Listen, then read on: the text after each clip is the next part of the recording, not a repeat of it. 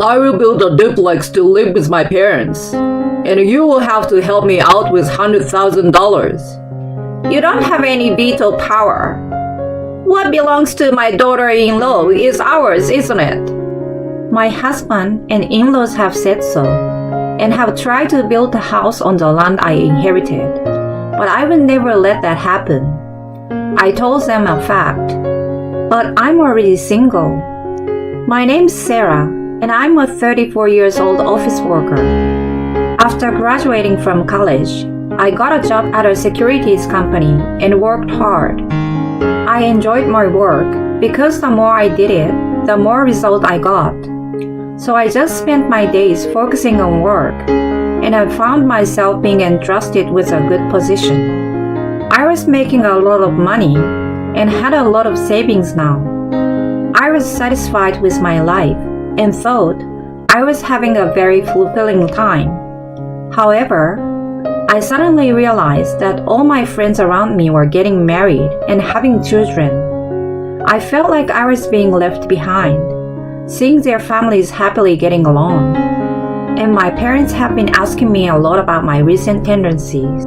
Is there anyone out there who is good enough for you? I think it's great that you work so hard at your job and that you are able to get results. But there is also something to be said about being happy as a woman. Yes, I get it. Sarah, I'm serious. If I could get married so easily, I wouldn't have a hard time. Well, that's true. My father started talking to me about marriage whenever we saw each other. One day, when he was not around, I asked my mother about it. Why is Dad rushing me to get married lately? You know, his health hasn't been so good lately. Huh? Oh, I shouldn't have said that. I'm sorry. He is worried about you because he has come to believe that he could die at any moment. Because as a father, he wants his child to be happy. I guess he also wants to see you as a bride or see his grandchildren. I see. I was surprised because I didn't know my father had such circumstances. And I strongly wanted to get married and show my father and mother how happy I am. However, as I had been devoting myself to my work without much attention to my love life, I didn't know how to find new encounters. Where do people find their partners? When I was wondering this, a friend of mine suggested I attend a blind date party. I had never been on a blind date before, but I thought it would be an experience and decided to attend. It seemed like I would never meet anyone if I didn't make an active move like that. It was my first time attending a blind date party, but it was more fun than I had expected. I was worried that it would be more of a meeting place for men and women, and that the atmosphere among the women might be a bit tense. But it was more like a drinking party, and I was able to enjoy talking with both men and women. The men and women were all very kind and nice, and the conversation was lively no matter who was next to whom. Then, we all exchanged contact information with each other, and one of the men contacted me individually. That was Jason. Jason was 29 years old, 5 years younger than me. I think he was the youngest of all the participants at the party. He was also good looking and was very popular among the other women. I was surprised when he contacted me, but I was even more surprised when I saw the content of his message. He told me that he had enjoyed talking with me so much that he wanted to meet me alone this time. I didn't expect such an invitation from him, but I was very happy, and I immediately agreed to meet with him. We had a great time, and our conversation was very enjoyable. After a few more dates, he asked me to go out with him, and that he thinks about marrying me later. We then decided to start dating. Our relationship was fine, and in no time at all, 6 months had passed. Then one day, Jason said he had something important to discuss and invited me out to dinner. I suddenly became concerned that it might be a breakup. I wondered if I had made him feel uncomfortable or bored because of the age difference between us. I was very scared, but I gathered up my courage and went to the restaurant where I was to meet him. And I was having dinner with him anyway, but I was not in the mood. The meal seems to be the same as before, but I still hadn't heard what the important thing was. Will he talk about a breakup after this meal? Is this the last supper we will take together? If so, I forgot to taste it. I was thinking about that and didn't realize I was being called by name. Sarah, Sarah, are you listening? Oh, I'm sorry. I'm about to tell you something important, so please listen to me. I knew he was about to tell me something important, and I braced myself. Then he said, Sarah, will you marry me? Let's have a life together from now on. For a moment I did not understand what he was saying. Then finally, after some delay, I understood it in my head. What? Marriage? Seeing my surprise, he anxiously asked me if I would reject. No. I was just a little surprised. I took a deep breath, looked Jason straight in the eye, and replied, I'm very happy to be together with you. Jason looked very happy when I accepted his proposal. I couldn't stop smiling. I had not expected a marriage proposal in such a short period of 6 months of our relationship. So I thought he was completely on the break track. And since I was in such a state, the proposal made me many times happier. Then we reported our marriage to each other's parents. My father and mother were very happy and congratulated us many times. After the wedding greetings and the meeting of both families, we were successfully married. Many of my friends and colleagues congratulated us at the wedding, and I felt my happiness growing. Then, we went on our honeymoon and started our life as husband and wife. My honeymoon with my husband was very happy. I was surprised at how happy I was just to be with the person I loved all the time. Sarah, welcome home. Dinner is ready. Oh, thank you. My husband always finishes work earlier than me and arrives home before me, and he prepares dinner for me. I used to prepare dinner by myself after coming home from work after a long day of work, and I'm extremely grateful to him for doing that. Thanks to my husband's hard work, I'm able to focus even more on my work. As I ate my husband's home-cooked meals, I felt deeply happy that I had married him. I was able to fulfill one of my filial piety by showing my father how I got to be a bride, and living with my partner was definitely the happiest time of my life. However, I would later come to regret that this marriage was a mistake. The first signs of this began to appear about 6 months after our marriage. One day, I looked at the bank book of our couple's shared account, and there was a withdrawal that I didn't remember. For some reason, $500 had been deducted from our shared account. We put a little money into this account every month, but I had never made a single withdrawal. So my husband was the only one. I was a little worried and asked my husband about it. I don't think it's a good idea to withdraw money without permission. And I don't think it's a good idea to keep quiet about it to your partner. Jason, what did you do with this money? My husband was a little upset when I showed him the bank book. That's because, well, actually, it seems that Grandpa broke his arm, so I gave him money for his hospitalization and treatment on short notice. Oh, really? But I didn't have any money in my account, so I hurriedly took money out of the shared account. I see. I'm sorry I didn't tell you, but I was going to put it back when I got paid. I see. That's all right then. But I still wish you would have talked to me about it beforehand or something. I'm sorry. I will be careful next time. He said and apologized repeatedly, so I decided to forgive him for the time being. However, after that, my husband regularly withdrew money from the shared account without my permission. Each time I asked him what he used the money for, he gave me a reasonable excuse, but I gradually became suspicious of him. Then, I couldn't stand it any longer and went a little hard on my husband. Hey, you're spending too much money on your own, don't you think? And Jason, you don't put money into the shared account at all anymore. I want you to explain to me what's going on, because if you don't, I won't be able to trust you anymore. When I said this angrily, my husband started to get upset. I'm using the money for our family. The money in our shared account is ours to begin with. So what's wrong with me spending it? I'm not saying you shouldn't spend it. I'm saying don't spend it on your own. I told you, I'm using it to pay for Grandpa's medical bills.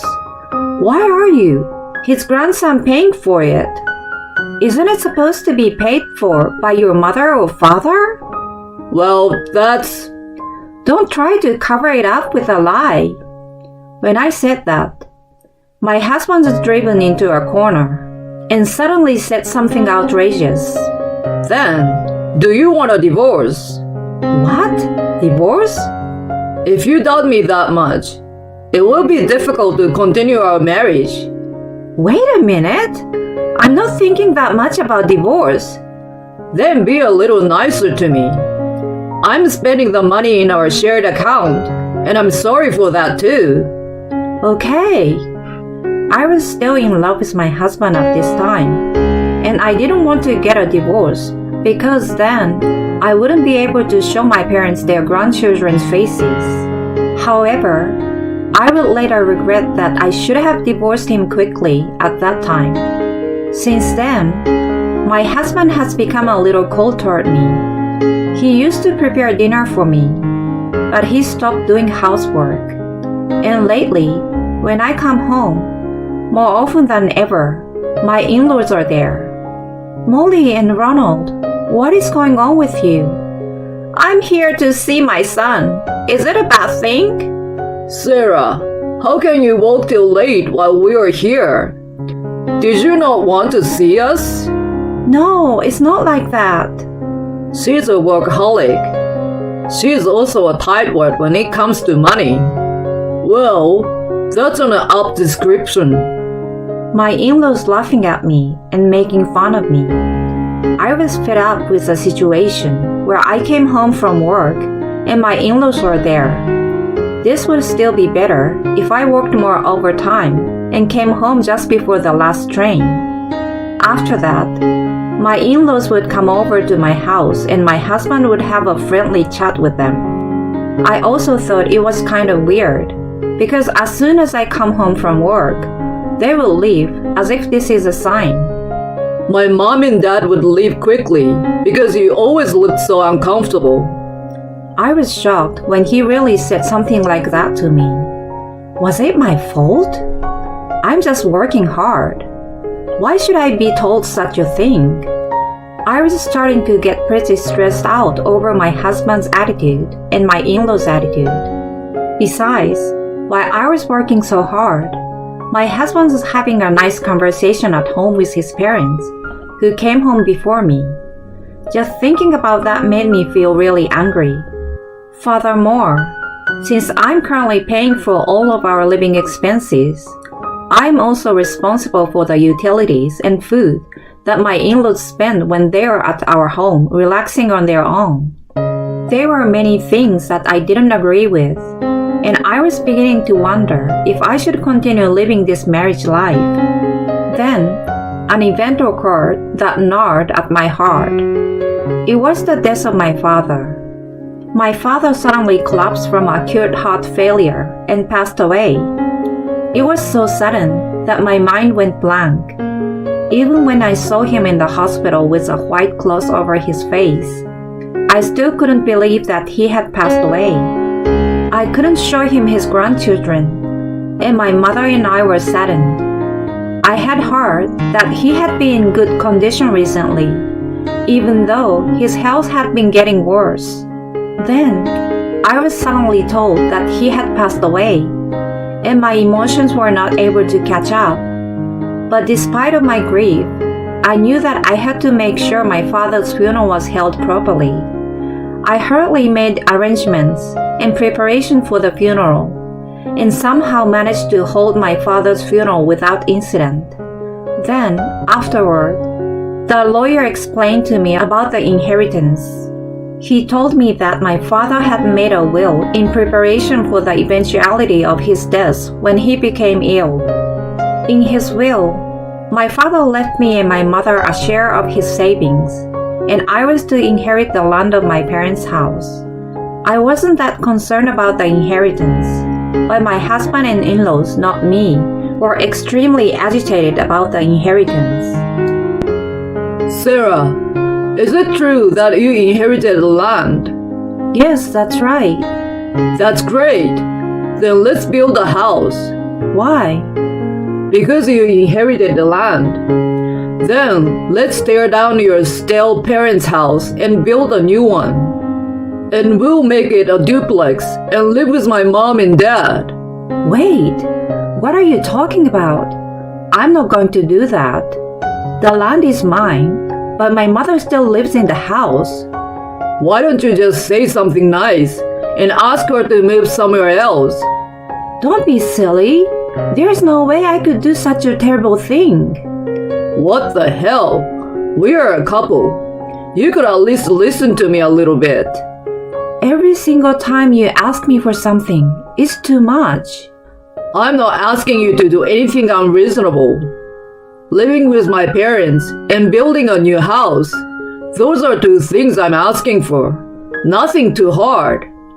I'm saying that's unreasonable. I didn't think my husband could be this difficult to talk to. But I would never let him build a house. I had thought of various countermeasures, but my husband was tougher than I had expected. He brought his parents to our house every day and told me that he was going to build a two-family house with the three of them. They also showed me materials they had obtained from a real estate agent and seems to be steadily preparing to build a house. Then, perhaps out of frustration, his attitude toward me became stricter and stricter. Come on, we are asking you to build a house so many times. Just get on with it and start getting the house ready to be built. You are too slow to act. No, I don't approve. I don't care what you approve or disapprove of.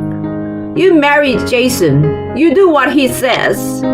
It's really hard for me to keep listening to them yell at me like this when I come home tired from work. But I don't leave it at that. I'm secretly making preparations. Then one day, my husband and in-laws must have gotten impatient because they tried to subdue me by raising their voices and looking even scarier than usual.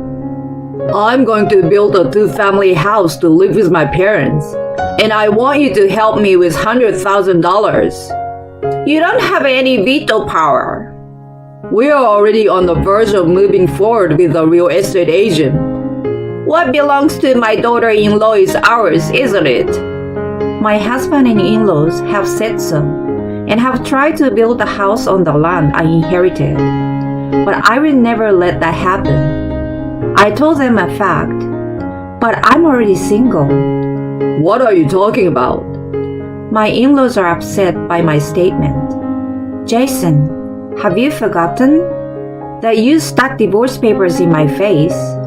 You have been shoving filled out divorce papers in my face lately when things don't go your way. I have filed them. I'm sick of you threatening to build a house on my inherited land. So I let you become strangers to me. Then the land will no longer be any of your business. Bullshit. I don't accept that. That's right. That divorce is null and void. I will sue you for divorcing without permission. The in-laws were furious with me, but I couldn't lose. I'm sorry, but divorce is final because Jason, you're having an affair. Me? What are you talking about? You don't have to be so defensive. I had the credit agency investigate, and I got a bunch of pictures of you bringing a woman into my house during the day. I also found out that you quit your job without my knowledge. No wonder you've been spending all the money on the shared account. But I'm going to make you pay for it. I'm going to make sure you pay alimony for the affair. My husband and my in-laws became pale and lost their words. For now, can you just pack up your stuff and leave? This apartment is rented in my name. If you continue to stay here, I will call the police. Wait a minute, police? From my point of view, it's more disturbing to have strangers in my house. I said that and took my phone and made it easy to understand. Let's see, it was 911. I said. Then my husband and in-laws rushed out of the house. I immediately locked the door. After that, I filed a claim for alimony against my husband and the adulterer through a lawyer.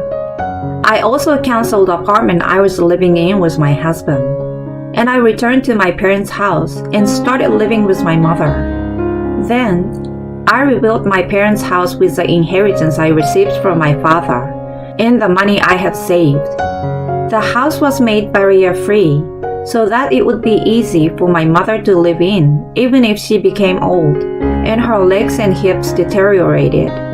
And the other rooms were also made new and comfortable for her. My mother was very happy with the new house, and I was also happy to see her like that. By the way, my ex-husband and in-laws are now spending their days in a state of isolation, not being taken seriously by anyone around them. They had been bragging to the neighbors that they were going to build a new two-family house, but as a result, they were abandoned by me. There was no more talk about the new house. And then, word spread about my ex-husband's infidelity, so the neighbors are giving them the cold shoulder. Furthermore, my ex-husband has already quit his job, so my in-laws are now paying the alimony that my ex-husband has to pay every month on his behalf, while supporting him who doesn't work. I feel sorry for them, but I also feel good about it because they were the ones who have directly caused me pain. I'm going to take their example as a lesson to me and try to live my life honestly and find happiness in an independent state. It's tricky because it's hard to tell the difference between truly nice people and people who pretend to be nice at first before they approach you and reveal their true nature. I thought it was wonderful that Sarah was resolute in talking back to her in-laws. It's also great that she hired a credit agency to uncover her husband's infidelity. Now that you were able to cut off the troublesome people, I hope you can meet a wonderful man this time and have a new happy marriage. I wish Sarah all the best for the rest of her life and all the happiness in the world.